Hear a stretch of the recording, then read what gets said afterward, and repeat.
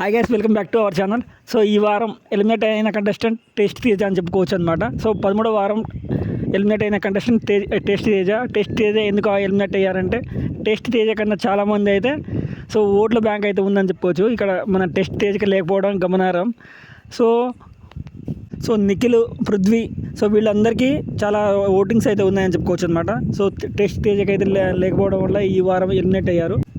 Tasty Teja eliminate అవ్వడం పట్ల మీరు ఏమనుకుంటున్నారు కామెంట్ చేయండి. ఫెయిరా అన్ఫెయిరా కామెంట్ చేయండి అనమాట. సో ఇంకా మనం చూసుకుంటే చాలామంది ఉన్నారు ఆడని వాళ్ళు. గత సీజన్ కంటే ఈ సీజన్ తను మంచిగా ఆడిన సో ఓటు బ్యాంక్ లేకపోవడం వల్ల అయితే ఎలిమినేట్ అవ్వడం జరిగింది. సో దీనిపై మీరు ఏమనుకుంటున్నారో కామెంట్ చేయండి.